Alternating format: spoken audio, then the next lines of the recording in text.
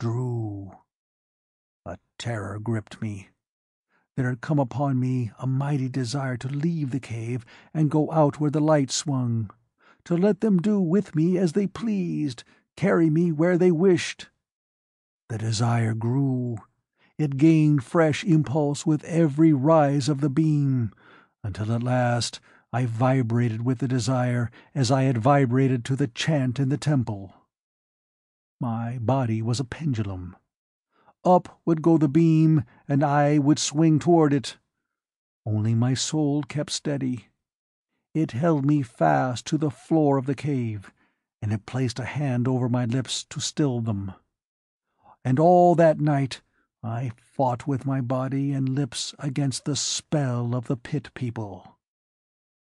Dawn came.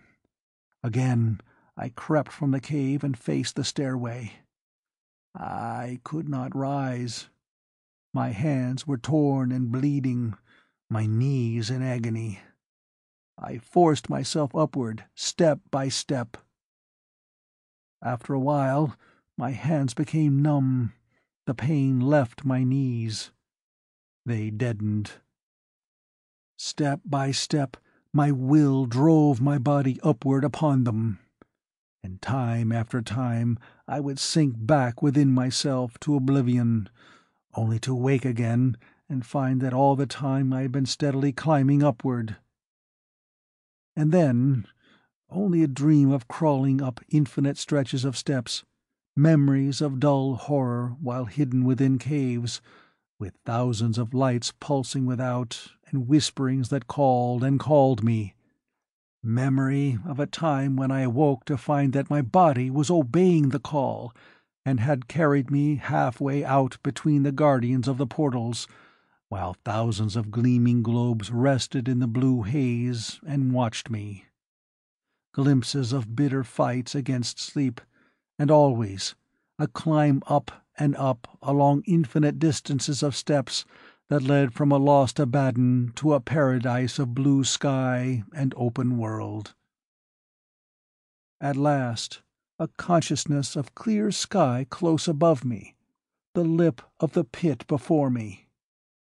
Memory of passing between the great portals of the pit and of steady withdrawal from it. Dreams of giant men with strange peaked crowns and veiled faces who pushed me onward and held back pulsing globules of light that sought to draw me back to a gulf wherein planets swam between the branches of red trees that had snakes for crowns. And then a long, long sleep. How long, God alone knows, in a cleft of rocks. An awakening to see far in the north the beam still rising and falling, the light still hunting, the whispering high above me calling, and knowledge that no longer had they power to draw me.